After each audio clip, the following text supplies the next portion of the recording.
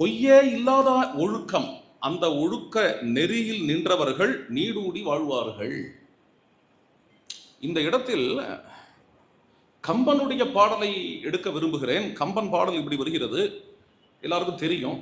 சிற்குணத்தர் தெரிவு அருநல் நிலை இயற்கு உணர்த்த அரிது எண்ணிய மூன்றனுள் முற்குணத்தவரேகே முதலோர் அவர் நற்குணக் கடல் ஆடுதல் நன்று என்கின்ற அருமையான பாடல். கோயின்சிடென்டலாவோ அல்லது டெலிபரேட்லியேயோ இங்க கம்பன் ராமாயணத்தை ஆரம்பிக்கும் பொழுது பாடுகின்ற இந்த பாடல், இது இரண்டாவது பாடல். இந்த செய்யுளும் வள்ளுவர் பெருமான் திருக்குறளை ஆரம்பிக்கும் பொழுது பாடக்கூடிய குறள், இது ஆறாவது குறள், பொறிவாயில் ஐந்தவித்தான்கிற குறளும் இது ரெண்டும் கோயின்சைடா இருக்கு. வள்ளுவர் பெருமானுக்கு அப்புறம் வந்தவர் கம்பன். இந்த குறளை மனதில் கொண்டு எழுதினாரா அல்லது அவரா எழுதினாரா என்று தெரியவில்லை. இது ஒரு அற்புதமான செய்யுள். இது என்ன, இந்த செய்யுளோட பொருளை சொல்லுகிறேன். சிற்குணத்தார், சிற்குணத்தர்ங்கிறத பெரிய வார்த்தை. கம்பனுடைய எக்ஸ்ட்ராடனரி கான்ட்ரிபியூஷன் என்ன பொறுத்தவரை சிற்குணத்தர்ங்கிறது. அதுக்கு முன்னாடி யாராவது சொல்லி இருந்தா எனக்கு தெரியாது. அதுக்கு முன்னாடி இந்த சிற்குணத்தர்ங்கிற வார்த்தை யாராவது ஒரு தமிழ் புலவர் சொல்லி இருந்தால் அவரோட எக்ஸ்ட்ராடனரி கான்ட்ரிபியூஷன். சிற்குணத்தர்ங்கிறதுக்கு அர்த்தம் என்னங்கிறத அப்புறம் சொல்றேன்.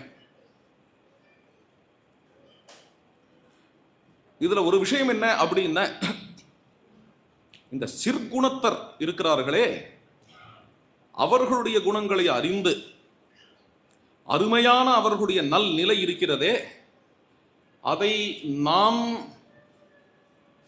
உணர்த்துவது அரிது அப்படின்னார். அடுத்தது போறார், எண்ணிய மூன்றனுள் முக்குணங்களில் சத்துவம் என்கின்ற குணம், அந்த சத்துவத்தை வாழ்பவர்கள், அந்த சத்துவத்தை அடித்தளமாக கொண்டு வாழ்பவர்கள், அவர் நற்குணக் கடல், அவர்களுடைய நற்குணமாகிய கடல், அந்த கடலில் ஆடுதல் நன்று, அதில் நீராடுதல் நன்று. இதுதான் இந்த செய்யுளோட அர்த்தம். இதுல சிற்குணம் என்பது என்ன என்றால், இது ஒரு சம்ஸ்கிருதத்தில் வந்து சித்து என்றால் சைதன்யம் என்று அர்த்தம், உணர்வு என்று அர்த்தம். சிற்குணம், சிற்குணம், சிற்குணம், சிற்குணம் என்றால் என்ன பொருள் என்றால், சித்திலிருந்து வர குணங்கள், ஆத்மாவிலிருந்து வர குணங்கள். வால்மீகி முனிவர் கல்யாண குணம், கல்யாண குணம் என்று ஒன்று சொல்லுவார். அதையே ஸ்ரீ ராமானுஜர் தன்னுடைய பாஷ்யத்தில் எடுக்கிறார். அதே வார்த்தையை உபயோகப்படுத்துகிறார், கல்யாண குணம் என்று. கல்யாணம் என்கிற சொல்லிற்கு லிட்ரல் மீனிங், வாட்சியார்த்தம் என்ன என்றால் மங்களம் என்று பொருள். கல்யாண குணம் என்றால் மங்கள குணம், இதுதான் லிட்ரல் மீனிங். ஆனா அது வல்ல, இங்க வந்து சஜஸ்டிவ் மீனிங் அது இல்லை, வியங்கியம் அது அல்ல, தொனி அது இல்லை. கல்யாண குணம் என்பதற்கு தொனி என்ன என்றால், அதே வால்மீகி முனிவர் சொல்லுகிறார் லோகோத்தர குணம்ங்கிறார். லோகே லோகோத்தர குணை அப்ராகிருதம். வால்மீகி முனிவர் அப்ராகிருதம், லோகோத்தரம்னு அதான் அர்த்தம். பிரகிருதிக்கு அப்பாற்பட்ட குணம். பிரகிருதிக்கு அப்பால் என்ன இருக்கு? சித்து இருக்கு. பிரகிருதிக்கு அப்பால் என்ன இருக்கு? ஆத்மா இருக்கு. அயோத்தியா காண்டத்தில் முதல் 2 சர்க்கங்களில் ராமருடைய குணங்களை கொண்டு வந்து வருஷிக்கிறார் வால்மீகி முனிவர். அந்த குணங்களை சொல்லும் பொழுது திடீரென்று அவருடைய திருவாய் மலர்ந்தருளி கூறுகிறார், என்னென்ன, இந்த குணங்கள் எல்லாம் ராமபிரானுடைய ஆத்மாவிலிருந்து வந்தது.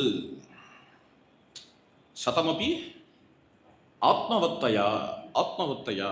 இதெல்லாம் ஏதோ பிரகிருதியினுடைய குணங்கள் நினைக்க வேண்டாம், இதெல்லாம் பிராகிருத குணங்கள் என்று நினைக்க வேண்டாம், இதெல்லாம் ஆன்மாவிலிருந்து வந்த குணம் என்று. ஆத்மவத்தையா என்கிற எந்த ஒரு சொல்லை வால்மீகி முனிவர் உபயோகப்படுத்துகிறாரோ அது கம்பநாட்டாழ்வானின் இதய தாமரையில் தியானத்தில் புகுந்தது. அதிலிருந்து வந்தது இங்கு உள்ள சிற்குணம். சிற்குணம் என்பது தமிழில் சிற்குணத்தர். சிற்குணம், இந்த சிற்குணத்தர்னு பண்மையில வேற சொல்றார். சிற்குணம்ங்கிறது பரமாத்மாவுக்கு தான் இருக்க முடியும், அது அபராகிருதமாச்சே, பரமாத்மாவுடையதாச்சே. பன்மை எப்படி வந்தது என்றால், சிற்குணம் என்பது பரமாத்மாவுடையது மட்டுமல்ல, பரமாத்மாவின் வழியில் வந்தவர்கள் யாருக்குமே தோன்றக்கூடியது சிற்குணம். இது நான் சொல்லல, கீதையில் இருக்கிறது. ஜன்மே கர்மச்சே மே திவ்யம் ஏவம் யோ வேத்தி தத்துவதா. என்னுடைய பிறப்பு, என்னுடைய செயல், என்னுடைய செயல்பாடு, என்னுடைய குணம், இது எதுவுமே சிற்குணம்தான் என்கிறதை யார் புரிந்து கொள்ளுகிறார்களோ அவர்களும் சிற்குணத்தராக ஆவார்கள் என்று கீதையில சொல்லிவிட்டான் பகவான். அதனால இது ஏதோ பரமாத்மாவுக்கு மட்டும் இருக்கிற குணம் இல்லை கல்யாண குணங்கள்ங்கிறது. பரமாத்மாவுக்கு மட்டும் இருக்கிற குணங்களாக கல்யாண குணங்களோ ஆத்ம குணங்களோ இருந்தால், சிற்குணங்களோ இருந்தால், அப்புறம் கற்பார் இராம பிரான இல்லால் மற்றும் கற்பரோங்கிறதுக்கு பொருளே இல்லை. கற்பாருங்கிறது தான் இங்க விஷயமே. ஆழ்வார் காட்டியிருந்த பார்த்தீங்களா, கற்பாருங்கிறத சாட்சாத் ராமாத்து வினிர்விருத்தா தர்மச்சாபி ஸ்ரீயாசக. கற்பாருங்கிறது தான் இங்க விஷயமே.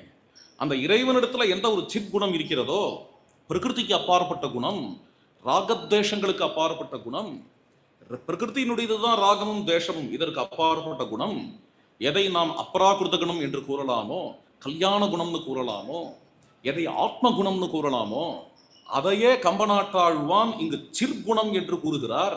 அதையே வள்ளுவர் பெருமான் பொறிவாயில் ஐந்தவித்தான் பொய்தீர் ஒழுக்கம் என்று கூறுகிறார்.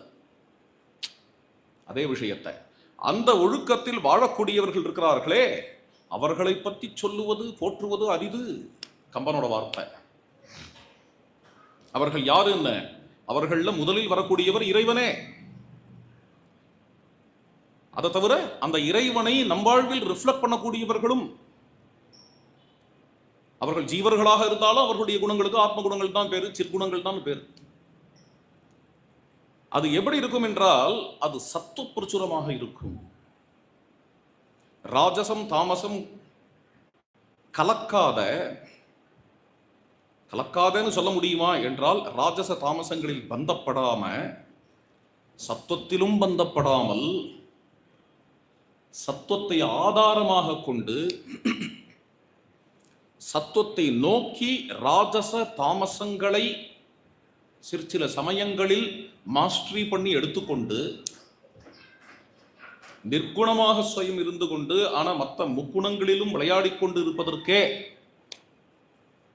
சத்துவ பிரச்சுரம், சுத்த சத்தம் என்றெல்லாம் பெயர். அதைத்தான் இங்கு கம்பநாட்டாழ்வான் என்ன கூறுகிறார் என்றால், எண்ணிய மூன்றனுள் முற்குணத்தவரே முதலோர், அவர் நற்குணக்கடல் ஆடுதல் நன்று. அப்படிப்பட்டவர்களுடைய கல்யாண குணங்களில் நாம் நீராடுதல் நன்று. இந்த பாடல் என்னத்துக்கு இங்க அப்படின்னு சொல்ல போறது ராமபிரானின் கதையாக இருப்பதால் கம்பராமாயணம். இங்கு இரண்டு விஷயங்கள் கம்பனுடைய உள்ளத்தில் அவர் கொண்டிருப்பார். என்னோட எண்ணம் இது. நிச்சயமா ஒரு விஷயம் கொண்டிருப்பார். அது என்னென்ன, வால்மீகி ராமாயணம் எப்படி ஆரம்பிக்கிறது? வால்மீகி முனிவர் நாரதரிடம் கேட்கக்கூடிய கேள்விகள். இதை கொஞ்சம் நினைச்சு பார்த்தோம்னா, எனக்கு தெரிந்தவரை எந்த இலக்கியமுமே அப்படி ஆரம்பிக்கல. கோன்வஸ்மின் சாம்பிரதம் லோகே குணவான், நம் காலத்தில் உள்ள பண்பாளனை பற்றி பேசுங்கள். அவர் வீரம் பொருந்தியவராக இருக்க வேண்டும், வீரியவானு, தர்மம் அறிந்தவனாக இருக்க வேண்டும், நன்றி உடையவனாக இருக்க வேண்டும், தர்மக்யஸ்ச கிருதக்யஸ்ச, சத்தியசந்தனாக இருக்க வேண்டும், சத்தியவாக்கியா, உறுதியான கொள்கை உடையவராக இருக்க வேண்டும், திருடவிரதா, சாரித்திரேணச்ச கோயுக்தா, நன்னடத்தை உடையவராக இருக்க வேண்டும், எல்லோருக்கும் நல்லதையே நினைக்கக்கூடியவராக இருக்க வேண்டும், சர்வபூதேஷு கோஹிதா, அறிஞனாக இருக்க வேண்டும், வித்வான்கா, சமர்த்தனாக இருக்க வேண்டும், ஆற்றல் மிக்கவராக இருக்க வேண்டும், சமர்த்தஸ்ச, எல்லோரிடத்திலும் பிரிய தரிசனம் செய்பவனாக இருக்க வேண்டும், அன்பையே காணக்கூடியவனாக இருக்க வேண்டும், கஷ்ட ஏக பிரிய தரிசனகா, தன்னைத்தான் உள்ளது உள்ளபடி அறிந்தவனாக இருக்க வேண்டும், ஆத்மவான்கா, சினத்தை வென்றவனாக இருக்க வேண்டும், ஜிதக்ரோதகா, பொலிவு கொண்டவனாக இருக்க வேண்டும், திதிமானுகா, அசூயையே இல்லாதவனாக இருக்க வேண்டும், அனசூயகா. இவைகளுக்கு சிற்குணங்கள் என்று பெயர். இந்த குணங்களை கொண்டு அப்படிப்பட்டவர் யார் என்பதுதான் இங்கு வால்மீகியினுடைய கேள்வி. அதற்கு நாரதர் ராமன் என்று பதிலளிக்கிறார். இதுதான் வால்மீகி ராமாயணத்தின் துவக்கம். இந்த ஒரு விஷயத்தை உட்கொண்ட கம்பநாட்டாழ்வான் இந்த இரண்டாவது பாடலில் இதை வைக்கிறார். சிற்குணத்தார் தெரிவு அரு நல் நிலை இயற்கு உணர்த்த அரிது, எண்ணிய மூன்றனுள் முற்குணத்தவரே முதலோ. அவர் நற்குண கடல் ஆடுதல் நன்று என்கின்ற இந்த பாடலை கொடுக்கிறார். இங்க இது ஒரு திரிவேணி சங்கமம். வால்மீகியினுடைய ஆரம்பம், கம்பனுடைய ஆரம்பம், குறள். இதே விஷயம் குறளில் எப்படி வாஸ்தவத்தில் குறள்ல வருதுதான் கம்பன்ட்ட வருது. குரோனாலஜிக்கலா பார்த்தோம்னா இதே விஷயம் குறள்ல எப்படி வருதுன்னா, பொறிவாயில் ஐந்தவித்தான் பொய்தீர் ஒழுக்க நெறி நின்றார் நீடு நீடு வாழ்வார். அதாவது இந்த குறள் ராமபிரானை பத்தி தான் சொல்றதுன்னு சொல்ல வரல. நான் அது பாயிண்ட் இல்லைங்க, அதுக்காக சொல்ல வரல. கம்பனுடைய 2வது பாடல் ராமரை பற்றி தான், அதில் ஒன்றும் சந்தேகம் இல்லை எனக்கு. வள்ளுவர் இங்க ராமரை மனதில் கொண்டு பாடினாரா பாடலையாங்கிறது என் விஷயம் இல்லை, இங்க அது நமக்கு தெரியாது. ஆனா பாயிண்ட் என்னன்னா, வள்ளுவர் கூறுவது அந்த ஆத்ம குணங்களை, அந்த ஆத்ம குணங்களே இறைவனோடு சம்பந்தப்படுத்தி, ஆச்சரியமான விஷயம் அது. கற்பாரி ராமபிரானை எல்லால் மற்றும் கற்பரோ என்பதை தான் இங்க குறள் ராமபிரான்னு சொல்லாம இறைவன் சொல்லியிருக்கு. அவ்வளவுதான். இறைவன் ஏதோ படைப்பார், அழிப்பார், மேகமண்டலத்தில் உட்கார்ந்து இருப்பார், நம்ம ஆராதனை பண்ணா நிற்பார் அப்படிங்கிறதோட மட்டும் இல்லாம அவரிடத்து இருக்கக்கூடிய ஐம்புலன்களை கடந்த ஆத்ம குணங்கள், அந்த ஆத்ம குணங்கள் என்கின்ற ஒழுக்கம், அந்த ஒழுக்கத்தில் வாழக்கூடியவர்கள் அவர்கள் நீடூடி வாழ்வார்கள். இதுதான் இந்த குறளோட அர்த்தம். அதுக்காக இவ்வளவு சொன்னேன் நான். அடுத்தது ஆரம்பிக்கிறார் பாருங்கோ. தனக்கு உவமை இல்லாதான் தாழ் சேர்ந்தார்க்கு அல்லால் மனக்கவலை மாற்றல் அறிவு.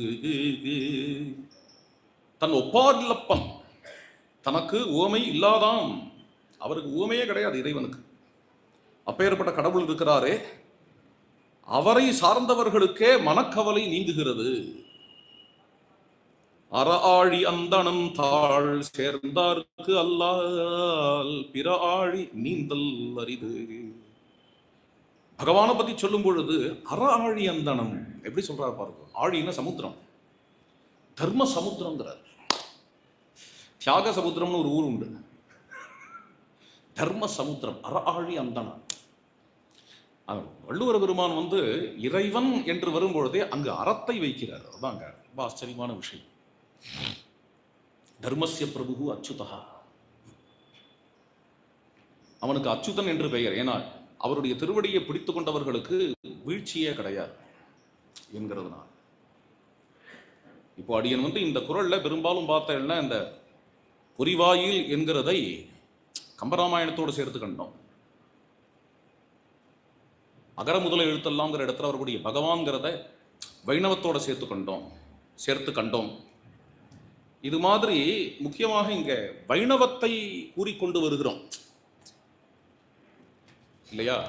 இது நம்முடைய பார்வை. ஆனா வேற ஒரு விஷயமும் சொல்லணும். இது ரொம்ப இன்ட்ரெஸ்டிங்கான ஒரு விஷயம். சைவத்தில் வள்ளுவர்,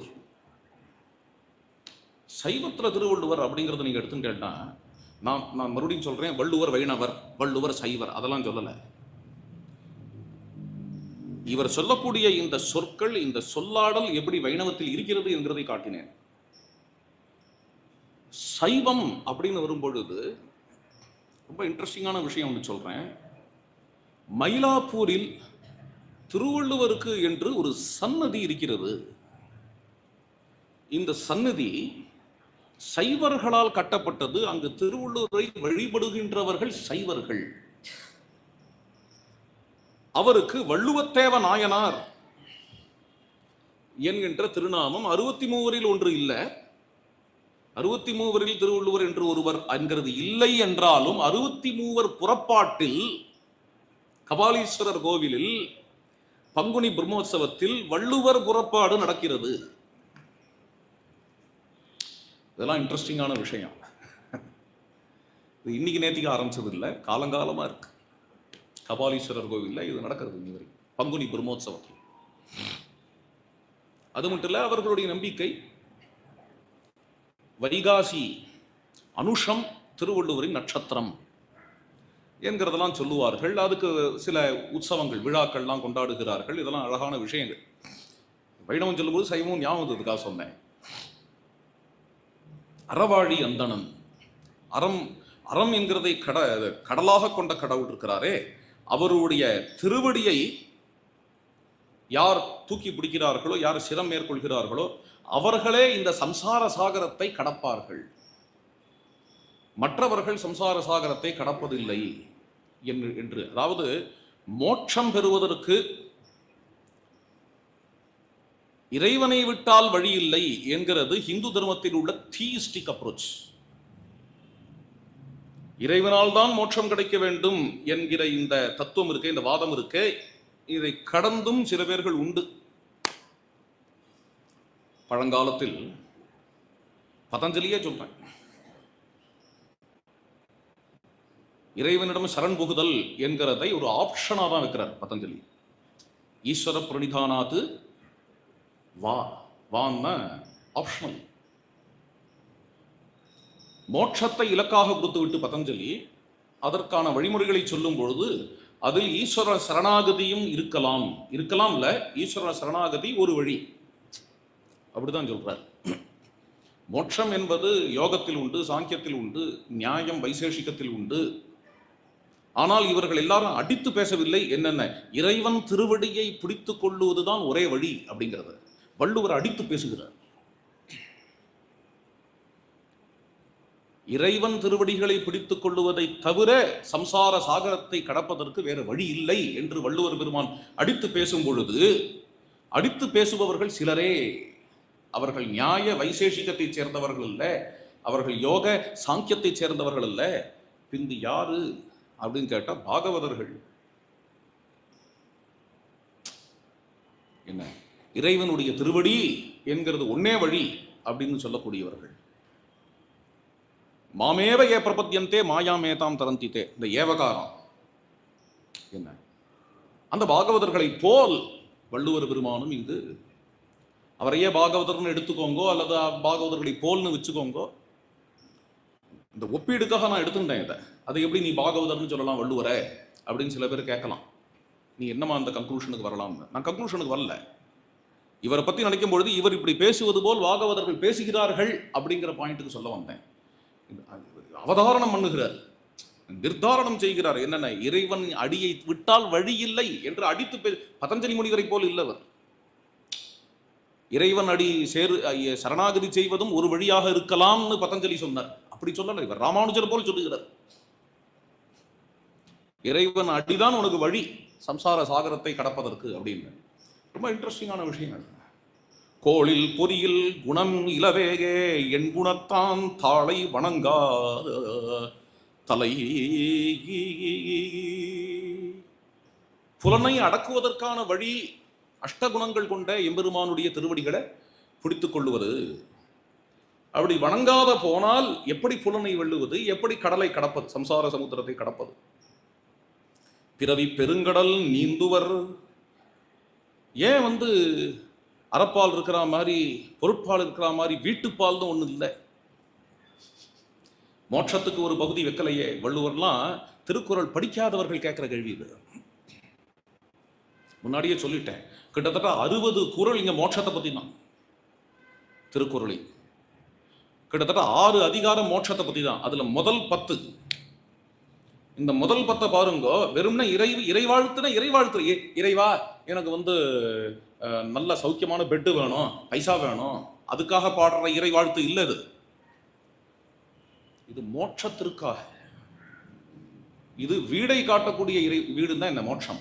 மோட்சத்தை காட்டக்கூடிய இறைவாழ்த்தாக அமைகிறது. முடியும் பொழுதும் அதை தான் சொல்லி முடிக்கிறார். பிறவி பெருங்கடல் நீத்துவர் நீந்தார். பிறவி பெருங்கடல் நீந்துவர் நீந்தார் இறைவன் அடி சேராதார். இறைவனுடைய திருவடியை பற்றாவிடில் எவ்வாறு இந்த சம்சார கடலை கடக்க முடியும்? இந்த பிறவி பெருங்கடல் இருக்கே, இதை அனாயாசமாக யார் நீந்தி செல்லுவார்கள், யார் இதை கடப்பார்கள் என்றால் இறைவனுடைய திருவடிகளை பற்றியவர்களே இந்த பற்றை அறுப்பார்கள் என்று அதோடு இங்க முடிக்கிறார். வள்ளுவர் மோட்சத்தை ஒப்புக்கொண்டவர் மட்டுமல்ல, அந்த மோட்சத்தையும் ஆதி பகவானை பற்றுதல் மூலமாகத்தான் போக முடியும் என்று கூறுவதால் இவர் பியூர்லி தீயிஸ்டிக். அதுதான் சொல்ல வரேன். தீஸ்டிக்னா என்ன? இறைவனை உள்ளத்தால் முற்றிலும் ஏற்பவர் வள்ளுவர் பெருமான். இறைவனை முற்றிலும் உள்ளத்தால் ஏற்ற, வேதங்களை போற்றக்கூடிய, கர்ம சித்தாந்தத்தை ஏற்றவரான, 5 வேள்விகள், இல்லறம் முதலியவைகளை போற்றக்கூடிய, தென்புலத்தார் என்று கூறக்கூடிய பிதற்களை போற்றக்கூடிய, வேதத்தில் சொல்லப்பட்ட தேவர்களை போற்றக்கூடிய ஒரு முனிவர் திருவள்ளுவர் என்கிறது தான் இந்த 2 நாட்களாக நாம் பார்த்து கொண்டு வந்தோம். அவ்வாறே நமது சாஸ்திரங்களில் எது புருஷார்த்தம் என்று சொல்லப்படுகிறதோ அப்படிப்பட்ட அறம், பொருள், இன்பம் என்கின்ற 3 புருஷார்த்தங்களோ, அல்லது அறம், பொருள், இன்பம், வீடு என்கின்ற 4 புருஷார்த்தங்களோ, அதை கொண்டு அவருடைய பகுதிகளை பிரித்திருக்கிறார். அவருடைய திருக்குறளின் பாகங்களை பிரித்திருக்கிறார் என்கிறதெல்லாம் நமக்கு திண்ணமாகிறது. இதை கொண்டு நாம் புரிந்து கொள்ள முடியும் வள்ளுவர் சமயம் எது என்று. வள்ளுவர் சமயம் எது? வைணவனா சைவனா என்கிற கேள்வியெல்லாம் அப்புறம் கட்டம். ஒரு விஷயம் மறுக்க முடியாது, வள்ளுவருடைய சமயம் வேத மார்க்கம் என்பது. அப்போ அது ஹிந்து சமயம்தான். உடனே கேட்பான், இத்தனையும் கேட்டுவிட்டு 2 நாளும் கேட்டுவிட்டு கேட்பான், என்னென்ன ஹிந்து என்கிற சொல் இருக்கிறதா? சங்க காலம் என்கிற சொல் சங்க இலக்கியத்தில் இருக்கிறதா? எங்காவது ஓரிடத்தில் இருக்கிறதா? எப்படியா இருக்கும்? எப்படி இருக்கும்? இன்னைக்கு சங்க இலக்கியங்கள் என்று எந்த 18 கூறுகிறோமோ அதை பின் வந்தவர்கள் சங்கத்தொகை என்று பெயர் வைத்தார்கள். இது ஒரு காமன் சென்ஸ் கிடையாதா? அது என்னது வேடிக்கை? சங்கமே தன்னை சங்கம்னு சொல்லிக்குமா? சங்கத்தொகையே தன்னை சங்கத்தொகைன்னு சொல்லிக்குமா? சங்க காலம்னு சொல்லிக்குமா? ஒரு பர்டிகுலர் காலம், அதுல ஏற்பட்ட இலக்கியங்கள், இவைகளை சங்க இலக்கியங்கள் என்று சொல்லுவோம் என்று அதை தொகுத்தவர்கள் கூறினார்கள். தேவைப்பட்டால் பெயர் வரும். அதைப்போல் இங்கு என்னென்ன, இங்க இருக்கக்கூடிய ராமாயணம், இங்க இருக்கக்கூடிய பாரதம், இங்க உள்ள வேதங்கள், இங்க உள்ள மாமரைகள், இங்க உள்ள சடங்குகள், இங்க உள்ள கர்ம சித்தாந்தம், இங்க உள்ள மோட்சம், இங்க உள்ள ஆதி பகவான், இதற்கெல்லாம் ஹிந்து என்ற பெயர் வந்திருக்கிறது. ஏன் வைணவம் சைவங்கிற பெயரே போருமே அப்படிலாம் கேட்கலாம். அந்த பெயரே போருமே அப்படின்னு. வைணவம் சைவம் 2த்திலும் சேராமல் இன்னும் நிறைய வேத மார்க்கத்தில் இருப்பவர்கள் இதுக்குதானே செய்கிறார்கள். அப்ப என்ன பண்ணுவீங்க நீங்க? அதுக்காக தான் சுலபமா ஒரு கேள்வி கிடையாது. கோவலனையும் கண்ணகியும் என்ன சொல்லுவீங்க? வைணவன் பீர்களா, சைவன் சொல்லுவீர்களா?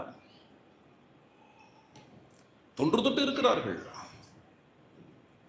கோவில்களுக்கு சென்று இருக்கா, சிவன் கோவிலும் போயிருக்கா, விஷ்ணு கோவிலுக்கும் போயிருக்கா. அப்புறம் என்னென்ன வேள்வி நடத்தி இருக்கா. என்ன இந்த வேள்விகள் எல்லாம் தான் வருது. சிலப்பதிகாரத்தில் எல்லாம் தான் வருது. மறை காப்பாளர்களை போற்றி இருக்கிறார்கள், மறையை மதித்து இருக்கிறார்கள், மறைப்படி கல்யாணம் செய்து கொண்டிருக்கிறார்கள். கோவலனும் கண்ணகியும் அக்னி வளர்த்த கல்யாணம் செய்தவர்கள், சப்தபதி செய்து கல்யாணம் செய்தவர்கள் கண்ணகியும் கோவலனும். வைணவனா செய்வனான்னு கேட்டா இவர்களுக்கு ஏதாவது பெயர் வேணும். அந்த பெயர் நமக்கு ஹிந்து என்று அமைந்திருக்கிறது. பெயருக்கு தேவை இருந்தால் பெயர் வரப்போகிறது. இல்லாது போனாலும் நாம் இங்கு காலங்காலமாக இருந்து கொண்டு இருக்கிறோம். இது நிதானமா நம்ம பார்த்து பொறுமையாக புரிந்து கொள்ள வேண்டிய ஒரு விஷயம். தகால்னு இப்படி ஒரு கேள்வியை கேட்க முடியாது. ஹிந்துங்கிற பேர் சங்க இலக்கியத்தில் இருக்கா அப்படின்னு கேட்டுவிட முடியுமா? பல விஷயங்களால புரியுது. சங்க இலக்கியத்துக்கு சிவங்கிற பேர் வருதா? முக்கண்ணான் வருகிறது, உருத்திரன் வருகிறது, உருத்திரன் கண்ணனார் உருத்திரன் வருகிறது, இன்னும் சில பெயர்கள் வருகிறது. அது சிவபெருமானைத்தான் கூறுகிறது என்று சங்க காலம் அளவுக்கு தொன்மையான சம்ஸ்கிருத இலக்கியங்கள் இருக்கிறது. இந்த தெய்வம் இருக்கிறதே, இந்த முக்கண்ணான் என்கிற உருத்திரன் என்கிற இந்த தெய்வம் இருக்கிறதே, இந்த தெய்வத்துக்கு என்ன